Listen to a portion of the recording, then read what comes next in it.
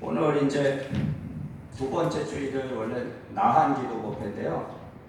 이제 앞으로는 법회를 하면서 간간히 아마 이제 법문을 좀 하게 될 거예요. 그러니까 법회라는 건 이제 법을 받기 위한 어떤 모임인데 전법이죠, 전법. 그러니까 여기 지금 여러분들이 와서 여기 앉아 계신 것은 법을 받기 위해서 왔다.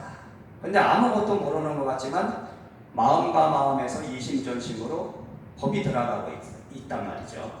근데 제가 이제 법을 전하는 하나의 방편이 글을 써서 이제 전하고 또 책을 써서 전하고 그리고 이렇게 법문을 도설해서도 전하고 법회에서 연부를 이렇게 또 해서 전했는데 사실은 그냥 앉아서 연부를 하는 게 제일 편할 수도 있어요.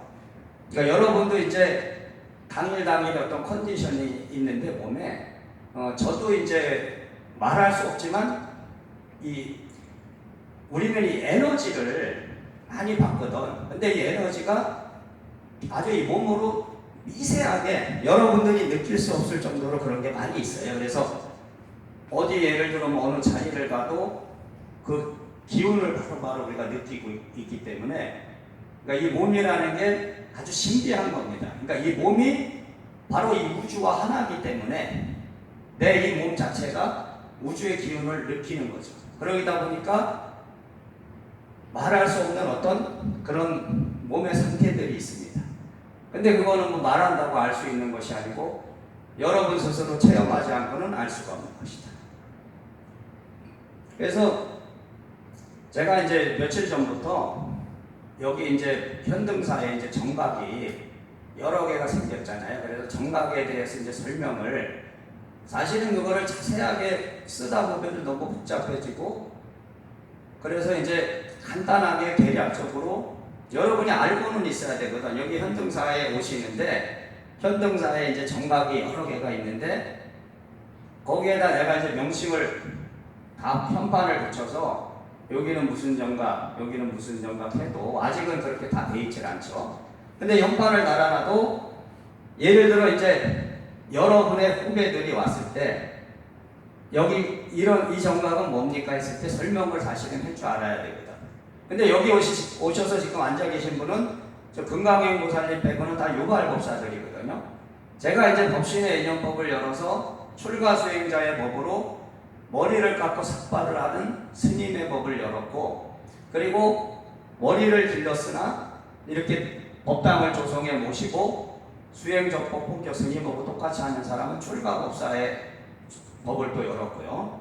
그리고 유발법사들은 이런 대중구제형 법당은 모시지 않지만 여러분들이 집에서 수행을 일주일에 3번 이상 수행을 하면서 또 이제 의지하는 스승의 역할을 하는 유발법사가 있는데 유발법사를 또 세분화시키면 사찰에 소속돼서 사찰에 이제 행정적인 일들을 하시는 분을 행정유발법사라고 부르고 그리고 각 지방에서 자기의 어떤 일태사인연법에 따라서 역할을 하시는 분을 이제 전법유발법사랍니다. 원래 전법유발법사는 법화 시민 선방이라고 해서 일정한 수행을 통해서 법을 열게 되면은 자기의 집이나 자기의 뭐 사무실이나 이런 데서 여러분들의 인연에 따라서 5인 내지 뭐 10인 정도의 불자들을 지도할 수 있는 그러니까 참선과 연부를 지도하고 가르침을 전해줄 수 있는 그런 역할을 원래 해야 됩니다. 그러면은 사찰이라는 거는 이렇게 사찰을 창건해 놓으면 이 유지비가 안 들 수가 없거든. 이게 다 돈이 들잖아요. 그러다 보면 스님들이 본의 아니게 뭐 거짓말도 할 수 있고 또 신도들한테 이제 돈을 받아내기 위해서 할 수도 있다 이거지. 그렇기 때문에 실제적으로 순수한 봉사의 의미에서는 그런 거 전혀 없이 돈도 받을 필요 없이 자기 집에서 여러분의 재능을 기부하는 거죠. 자기가 부처님의 법을 바르게 따라서 그 재능을 기부하면 그게 참 좋은 법이다. 그래서 원래 전법 유발법사들이 어느 정도 자기의 일태사를 열어서 그런 지도를 해주는 것이 좋은데 시절 인연이 아직 때가 되지 않았다. 그러니까 제가 인간의 노력을 많이 아무리 하고 이 부처님의 법을 아무리 전하려 해도 시절 인연이 되지 않으면 이 법이 펼쳐질 수가 없기 때문에 안 되는 거죠. 그리고 또 하나가 이제 철학법사라고 해서 운명 상담을 주로 하는 거죠. 그러니까 철학관 하면 여러분들이 이제 운명 상담을 주로 하는데 그거를 제가 철학법사의 한 분야로 만들어 놨는데 출가법사가 되면은 이런 대중구제의 법당을 모시고 아침 저녁 예불을 하고 사시마지 공양을 올리고 자기기도 하고 하면요 쉽지가 않습니다. 그러니까 가정을 갖고 이런 사람들은 더 어렵죠. 그러니까 가정도 없고 혼자 이렇게 살아가는 사람이면 몰라도 그러다 보니까 유발법사 중에 철학법사는 그 책임과 의무를 줄여놓은 겁니다. 그러니까 일주일에 3번만 아침 저녁 예불하고 뭐 사시마지 올리고 기도해라. 그러기 때문에 이 지금 여러분들이 이제 출가 수행자의 인연을 갖고 재가 수행자의 인연을 갖고 가서 이 사찰에서 수행해 나가는 것이 자기 업으로 다 이루어져 있어요. 그러니까 유발 철학법사가 출가법사를 못합니다. 절대로. 왜? 업에 가려 있고 자기의 책임과 의무 매일매일 이 예불을 드리고 이 사시마지 공양을 올리고 기도를 한다는 건 쉽지가 않은 거예요. 그거를 제가 누누이 말하지만 이런 부처님을 모셔놓고 스님이 되거나 출가법사가 돼서 아침 저녁 예불을 매일 드리고 사식을 올리고 매일 기도를 행한다면은 분명히 굶어 죽지 않고 사찰은 망하지 않고 유지돼 가고 있는데 지금 대부분의 스님들이 그거 안 하는 데가 많습니다. 큰 사찰 같은 경우는 이제 부전이라고 해서 스님들을 두고 하지만 작은 사찰들은 혼자서 뭐 이렇게 사는 스님이나 그런 데는 대부분 안 한다고 보시면 돼요. 그러니까 자기의 책임과 의무를 안 하면서 어떻게 부처님의 밥을 먹을 수 있냐. 그렇기 때문에 원망할 필요도 없는 거죠. 그러다 보면 이제 사찰이 어려워지고 운영도 어렵고 또 이제 망하는 경우가 많고 그렇죠. 그리고 또 한 가지가 뭐냐면 이거는 이제 실제적으로 이제 유발법사의 이제 한 분야로 볼 수는 없지만 여러분이 원래 무속하고 불교는 분명히 틀린 건데요. 잘 구분을 못 하셔요. 무속이라는 거는 신을 모시는 겁니다. 신을. 그리고 신을 모시고 나보다 신이 높은 거예요. 그러니까 내가 신이 될 수 없는 거야. 한마디로 말하면. 그 신한테 나는 순종을 해야 되고 복종을 해야 되는 거예요. 근데 무속은 선거리가 있어요. 선거리. 그러니까 원래 오리지널한 우리가 이제 무속이다 하면은 원래 선거리 작두를 타고요. 하는 무속인이 원래 오리지널한 게 무속이에요. 서서 이제 춤을 추고 작두도 타고 뭐 징을 치면서 이제 뺑뺑뺑 돌고 막 이러면서 하는 게 무속이고 무당이고 원래. 그리고 지금은 이제 앉은거리라 해서 앉아서 춤을 춘다 해서 이제 앉아서 뭐 징치고 북치고 이러면서 이제 연구를 하는 거. 그래서 앉은 굿이라고 하는데 그게 이제 제가 그래서 이제 글을 맨날 써도 무속에 대해서도 선거리, 앉은거리 이렇게 막 해놓잖아요. 그러니까 그거를 여러분이 구분할 줄 알아야 돼요. 그리고 불법이라는 거, 불교라는 거는 뭐냐면 신을 모시는 종교가 아니에요. 그러니까 나보다 높은 하나의 존재의 신을 상정해서 그 신을 내가 받들어 모시는 게 아니고 불법은 뭐냐면 내가 부처가 된다는 거지. 저기 앉아있는 부처가 여러분의 마음에도 저 부처가 다 있다 이거지. 그 불성이라지 불성. 여러분의 마음에 있는 그 부처의 성품을 찾으면 여러분이 바로 부처가 된다. 그게 기법이죠. 그리고 저기 있는 저 화엄성중들은 저게 다 신들이거든. 원래 이제 인도에서 석가모니 부처가 깨달음을 얻었을 때 인도에도 그 민족 어느 나라마다 다 신들이 있잖아요. 그 민족에서 모셔지는 신들, 민속신앙들이 있는데 그 민속신앙의 신들이 부처님의 법으로 들어와서 불교의 기일을 하면서 화엄성중이 됐거든. 그러니까 부처님의 법을 지키기 위해서 저분들이 부처를 말하자면 지켜주는 거예요. 부처를 경호해주고 부처의 법을 누군가 말하자면 방해하면 어떤 신들이 방해하면 그걸 물리쳐주고 이런 뭐 군인이나 경찰이나 이런 역할을 해주는 거죠. 그러니까 불법은 그러기 때문에 신상을 말하자면 어떤 탱화라든지 이런 걸 모실 때 여러분들이 무속을 하시는 분들은 종합탱화를 모셔놓습니다. 이거 보면은 그 탱화 안에 부처님도 있고요, 신들도 같이 모셔져 있거든. 그거는 이제 무속의 종합탱화고요. 불법에 보시면 불법의 탱화는 그런 탱화를 모시지 않는단 말이에요. 그러면은 부처님도 있고 옥황상제 있고 온갖 신들이 같이 있어. 그러면은 무속인들이 모시는 그 법당, 신당에 모셔놓은 부처님은 부처가 아닙니다. 그래서 그걸 타불이라 하는 건데, 그러니까 신으로 모시는 게 신. 부처의 신으로 모시는 거다. 근데 여기 절에서 모시는 건 부처의 신이 아니고 여러분의 마음에 있는 불성을 여러분은 못 들여다보고 여러분이 깨닫지 못했기 때문에 저기다가 형상으로 모셔놓은 거예요. 저 형상이 너의 마음의 부처다. 저기 있는 형상은 여러분의 마음의 부처고 너의 본성 안에 저 부처가 있다. 근데 왜 저걸 모셔놓냐?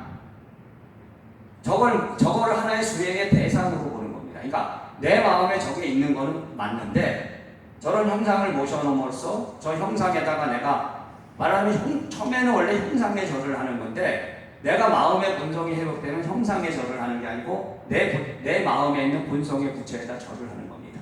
자기 마음에 있는 본성의 부처에다 절하다 보면 어느 날 문득 자기가 찾아지는 거지.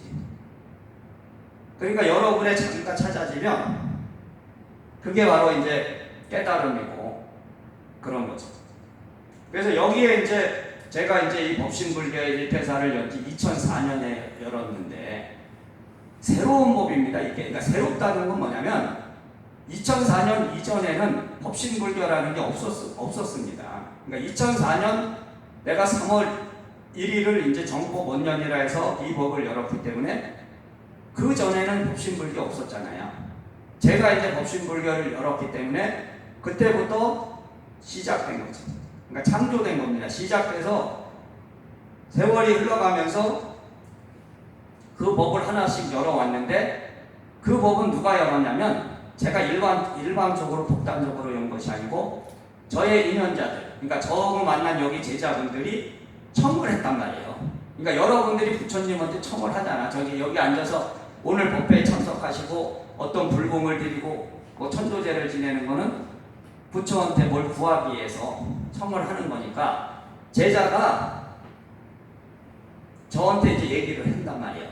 이렇게 해봅시다 하면 제가 이제 들어보면 아 이게 맞다. 맞아주면 이게 해야 되는 법이다 하면 이제 하는 거예요. 그러다 보니까 여기 이제 불상도 여기 저 1층에 이제 화엄 금강보전에 있는 불상도 내가 저렇게 원래 6자짜리 안 하려고 했는데 6자짜리를 하게 됐고 그러면서 법당도 제가 처음에는 비로자나불 한 분하고 이제 관세음보살하고 지장보살만 모셨었거든요. 저기 삼존부를 모시고 처음에 법당을 열었는데 그게 이제 삼존불에서 오존불도 되고 이렇게 하다 보니까 지금 아마 여기 현등사에 있는 불상이요 다 있을 겁니다.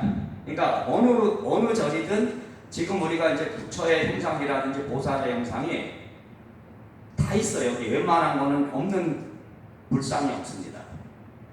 그러다 보니까 이제 제가 여러 정각을 만들었다. 그러니까 정각도 여러분이 그걸 깨달아야 되는 건 뭐냐면은 그 정각 안에 있는 부처님은 여러분한테 여러분의 마음속에 있는 그 부처의 성품을 깨닫게 하는 게 하나의 방편이거든요. 그러니까 절대화라는 거를 경계하셔야 돼요. 그러니까 절대적인 하나가 있을 수 없습니다. 이 세상에는 우리가 이제 절대적 하나, 예를 들어 법화종이라는 정단은 법화경을 원래 이제 독송하고 법화경을 소위 경전이라 해서 의지하는 경전으로 삼는 것이거든요. 그러면은 법화종은 법화경만이 최고인 거예요. 그러면 다른 경전은 소용없어. 깨달음을 얻으려면 법화경만 해야 돼. 그럼 화엄종은 뭐냐면 화엄경만 해야 되고 열반종은 열반경만 해야 되고 이렇게 해서 이제 종파불교가 형성된 겁니다. 그러면은 종단마다 자기들이 내세우는 소위경전이 있거든. 여러분이 보면 이제 원불교는 대각전이라 그래서 보시면 일원상이라 해서 원 하나만 딱 갖다 모셔놨어요. 그게 비로자나불이거든. 따져보면. 그리고 여러분이 진각중은 온만이 반매음이라고 이렇게 써놨잖아. 이렇게 가보시면 거기는 태나 이런 것도 없다고. 그러면 각 종단마다 자기들이 말하자면 자기들 법이 최고다, 다른 법은 다 잘못됐다 이러면은 그거는 올바른 불법이 아닙니다. 그러니까 진리를 전하는 방편이 이 세상에 지금 전해진 참선이라든지 연골이라든지 이런 수행법이 다 진리를 전하는 방편일 뿐이에요. 그러니까 그 방편을 통해서 여러분이 진리라는 건 뭐냐면은 여러분이 깨치지 않는 진리가 아니에요. 진리라는 말일 뿐이고 진리라는 이론일 뿐이지. 그러면은 여러분이 진리가 드러난다, 나쁜다는 거는 여러분이 진리의 본체를 깨치는 것이다. 그러면은 여러분이 진리의 본체를 깨쳐야지만 이 화강목통을 볼 수 있는 겁니다. 그러니까 겉으로 드러나는 이 화강목통은 그냥 겉만 보는 거예요. 여러분이 보는 거는. 여러분이 화강목통의 진면목이라 그랬다. 진짜의 나의 얼굴을 보려면, 이 마음을 보려면 여러분도 체득해야 된다. 그러니까 진리의 본체를 열어야 된다. 그럼 이 화강의 마음이 여러분의 마음과 다르지 않다는 것을 알게 되고 여러분과 나는 한 마음만이 있는 거죠. 그럼 여러분이 여기 안 와도 됩니다. 화강목통이 여기 이 현등사 도량에서 매일 5군데 돌아다니면서 하고 있어요. 3층 안 하는 날은 없습니다. 제가 아침에는 여기 3층부터 물을 갈아야 되니까 3층부터 내려와요. 3층, 2층, 1층 가고 또 저쪽 가갖고 1층, 2층 다 가죠. 그러면은 매일매일 나가 기도를 하는 거는 실제적으로 저를 위해서 하는 게 아니란 말이에요. 여기 찾아오는 사람들을 위해서 하는 거예요. 그러니까 여러분들을 위해서 하는 거예요. 이 도량이 맑아져야 되죠. 그죠? 맑아진다는 건 내가 매일매일 봐야 된다 이거지. 점검을 해야 돼. 봐야 돼. 여기가 오늘은 어떤가. 자, 그래서 이 도량에 제가 이 도량에 오기까지 세월이 많이 걸리면서 여기 8개의 정각을 원래 영적으로는 다 열어서 팽화와 불상을 조성하고 여기 들어와서도 몇 개가 더 열렸는데 이상하게 신도가 안 들어오는 거야, 제가 수행자들이. 근데 법신이 저에게 말하기를 이 도량에 관음전이 들어오지 않으면 일반 불자는 안 온다는 거죠. 이 도량에 일반 불자가 들어오기 위해서 관음전을 열어야 돼. 그러니까 관세음보살, 근데 제가 해수 관음을 모셨는데 관세음보살과 좌우보처로 남순동자 해상용왕을 모시면 관음전이란 말이에요. 근데 관음전 전에 원래 들어온 거는 약사전이 들어왔는데 약사열애부로 일광보살, 월광보살이 들어왔는데 제가 그걸 눌렀다고요. 뭘 자꾸만 이 형상들 이거 갖다가 모셔야 약사도 있긴 있단 말이에요. 여기 1층에도 천수천왕 관자재보살을 저는 약사보살이라고 하기 때문에 다 있는데 형상이. 그래서 관음전을 딱 열어놨는데 약사는 내가 열으려고도 안 했는데 그 법비스님이 어디 갔다가 법당에서 가져왔잖아요. 그래갖고 보니까 약사하고 일광보살, 월광보살이 다 있더라고. 그러면서 관음전 약사전이 관음전 약사전이라 부르지 않고요. 그거를 영산법화전이라고 원래 부르는데 거기에 영산법화전에 석가모니 고행상을 같이 모셔서 그럼 7종불이 되는데 그게 영산법화 원래 설법보전이라고 부르라 하는데 길긴 길죠, 말이. 근데 제가 석가모니 원래 고행상은 벌써 한 10년도 넘었어요. 옛날에 감정동에서 그걸 하려고 그랬었어요. 근데 안 되더라고. 이상하게 내가 그 석가모니 고행상을 해볼라 했는데 그때 막 하려고 그러다가 뭐가 또 흐지부지 되면서 없어졌는데 또 여기 와서도 막 알아보고 내가 특수불의 법을 열어보려고 했는데 없더라고요, 그게. 그러니까 그 형상 자체를 만들 수 있는 그게 있어야 되는데 그 모형 자체가 없어요, 지금. 그러니까 그리고 실제적으로 이 한국에 있는 사찰들이 많이 그걸 안 모시니까 대중화가 안 돼 있고 그러다 보니까 보통 모시는 사람은 뭐 돌로 하거나 나무로 하거나 뭐 이렇게 하더라고. 그러다 보니까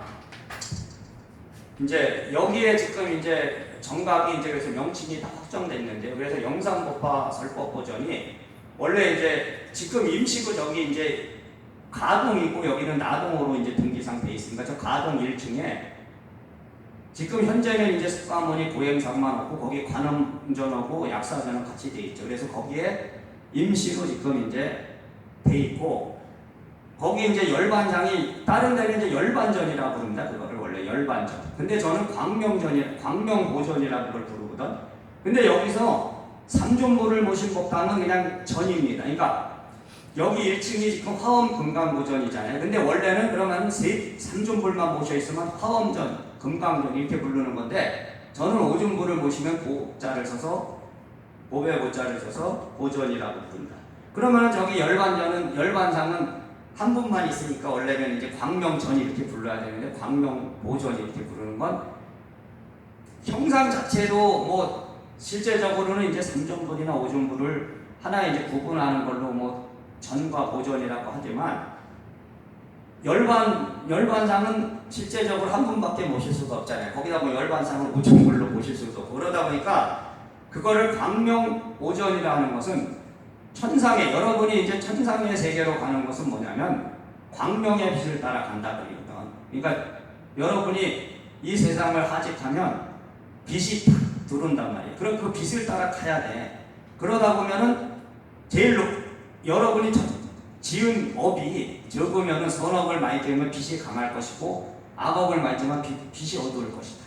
그 지옥이라는 것은 별게 아닙니다. 어둠의 세계를 말하는 거거든, 지옥은. 그럼 그 밝음을 따라서 가지 않으면 지옥이 되는 거지. 그러니까 빛이 처음에는 비쳤는데 점점점 그 빛이 얇아진단 말이에요. 내가 가지 않고 이 세상에 대한 집착을 하면 빛이 나중에 없어질 거라고. 그러면은 그게 바로 49. 제가 이제 법을 설하는 거는 여러분이 이제 사람이 죽으면 일주일에 한 번씩 심판받아서 49일째 되는 날 마지막 심판을 받는 데서 49제 하잖아요. 그러니까 49일 지나면 이제 빛이 닫히는 거지. 저승의 문이 닫히니까 이제 가고 싶어도 못 가는 거죠.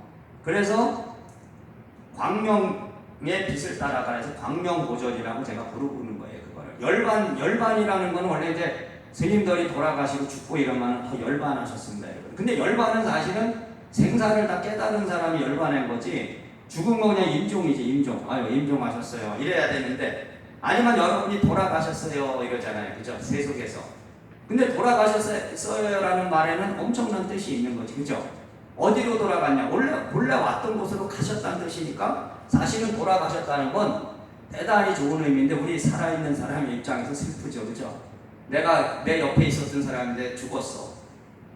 그러니까 이제 여러분이 법으로 깨달았으면 돌아가셨으니까 이제 본래 왔던 곳으로 가셨으니 이거 좋은 일 아니냐. 그래서 원래 잔치를 해야 되는데 여러분이 백일잔치, 돌잔치 그리고 이거 뭐 장례식 있잖아요. 다 똑같은 겁니다. 사실은 장례를 치르거나 무슨 뭐 환갑잔치라고 이래도 똑같은 영가가 오는 거예요. 조상들은 똑같이 와.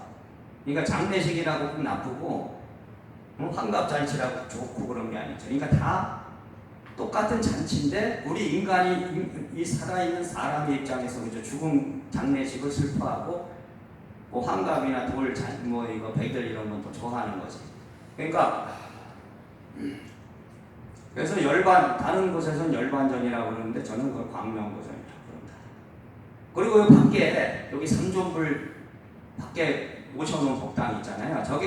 저건 대광명보전이라고 부릅니다. 그러니까 저것도 원래 가운데는 비로자나 버리고 우측 좌측에 보시면 게 약사고 이쪽에 원래는 제가 이제 그 포대화상 형상을 제가 개조해서 저렇게 형상을 모셔서 저게 원래 검은 걸로 내가 하라 그랬던 거거든요. 사실은 저게 음양으로 해서 원래 검정이 양이고 하얀 게 이제 음이라고 해서 음양으로 모시려고 했던 건데 나중에 이렇게 모셔보니까 저렇게 돼 있더라고.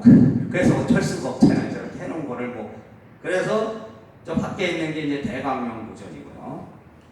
그리고 1층은 이제 화엄보전, 금강보전에서 화엄, 금강보전 두 개를 붙여서.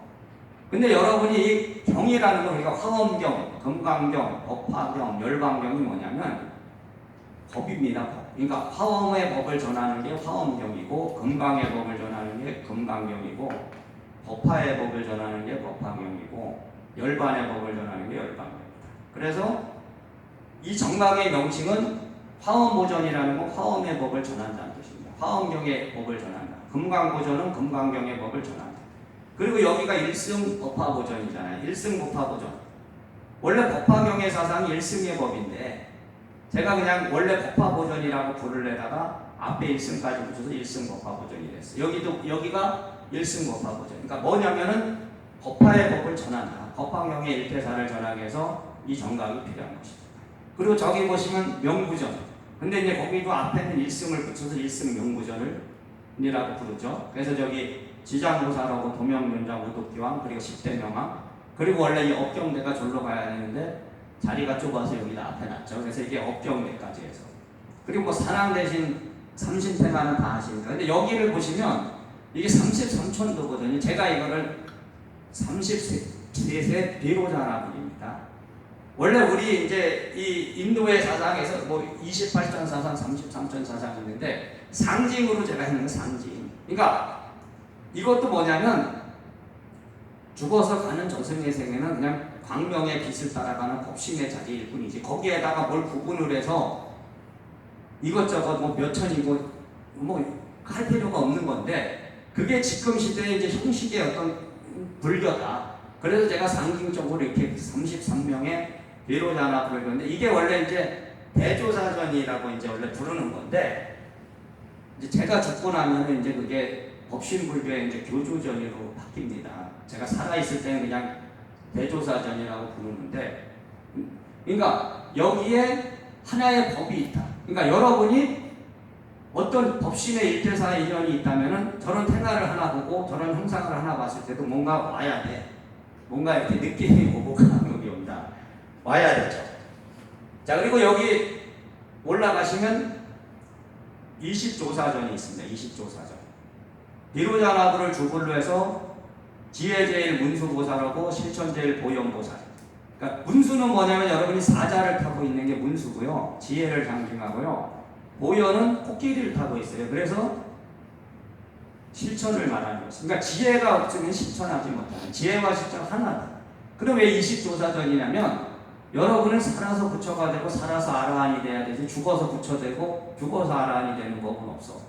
그러니까 여기에서 이 화강법동과 만나서 여러분이 조사의 법맥으로 들어간다면은 저기가 바로 여러분이 거기에 이제 제가 나한주 다 올려놨거든요. 근데 저 500나한전도 모셔놨는데 내가 제자분들 이상하게 그 저기 원불 북변동 여기 이사 오기 전에 다 해놨었잖아요. 거기다 이름표를 달아서 해놔야 되는데 지금 안 해놨다고. 그러니까 여기다 해야 되는 거지. 여기 20조사전에 들어가는데 바로 여러분이 우리가 이제 존자라고 해서 석가모니 10대 존자가 있죠. 10대 제자 있잖아. 큰 제자들에서 이제 백중문 이제 목련 존자가 이제 어머니를 구한 날이다 하고 뭐 가섭 안암부터 해서 10명이 있잖아요. 그러니까 살아서 거기다가 여러분이 예를 들어 여러분의 법명이 거기에 들어가면 여러분이 바로 그 법명의 뒤에다 존자가 되는 겁니다. 존귀한 사람 말하자면 존귀한 제자가 돼서 여러분이 조사가 돼. 그러니까 살아서 도달해라. 죽어서 도달하지 말고 여기 살아서 가라.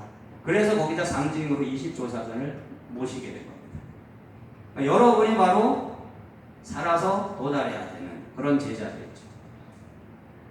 그리고 거기 구존볼이 있는데 일승정멸보전 원래 일승정멸 참회보전 여러분이 근데 이 불법이라는 건 있잖아요. 여러분 고정관념을 싹 벗어나야 돼요. 그러니까 천수천안 천개의 손과 천개의 눈으로 중생을 제도하는 그런 보살이다 해서 천수천안 관세음보살이라고도 하고 관자재라고도 하는데 저는 천수천안 비로자나불을 열었거든. 그러니까 뭐냐면 천개의 손과 천개의 눈으로 중생 제도를 하는데 왜 그게 관세음보살만 있는 게 아닙니다. 여러분이 천수천안 약사보살도 있을 수 있고 천수천안 미륵보살도 있을 수 있고 그래서 제가 그거를 상징으로 그좀 깨라 이거지. 자기가 갖고 있는 생각의 틀을 깨라 해서 천수천안 비로자나불 태나를 그렸다고요. 그래서 처음에는 천수천안 그냥 천수천안 관자재보살 형태로 삼존부를 모셔놓은 태가가 하나 있고요. 또 하나는 이제 사람의 형태로 해서 천수천안 비로자나불의 수인을 갖고 있는 또 그 태가가 있고 원래 마지막 태가가 지금 저쪽에 가동의 2층에 있는 게 이제 폭파설법 버전인데 거기에 뒤에 후불태가로 들어가서 그게 원래 마지막 태가였거든요. 거기에는 이제 천수천안, 천개의 손과 천개의 눈으로 중생을 제다는 사람의 형태로 비로자나고 들어가 있어요. 근데 이게 법을 모르면 저런 걸 보면 좀 이해를 못하는 거죠. 다른 사람이 보면은 이해가 안 되는 거야. 근데 여러분도 이해라는 건 뭐냐면요. 여러분이 이성적으로 판단하는 것이 아니고 마음의 본성으로 봐야 됩니다. 그러니까 여러분이 인연이 있으면 그게 보여야지. 그러니까 우리가 이제 죽어서 가면 극락세계를 간다 그랬거든. 아미타경에 보시면. 근데 극락은 9세계가 있다고 나와 있거든요. 그러니까 상품, 상생부터 하품, 하생까지 해서 후품인데 그걸 상징으로 제가 모신 거예요. 9분의 부처를. 그러니까 여러분이 죽어서 가는 저승의 세계가 사실은 아미타경에서 말하는 후품의 세계가 아니고 다 상징입니다. 그거는. 그러니까 실존하는 세계가 아니에요. 저는 실존하는 세계가 아니고 다 마음의 세계거든. 다. 근데 실제적으로 우리 인간한테 여러분한테 영향을 주는 조상은 극락에 간 조상도 다 영향 주는 거예요.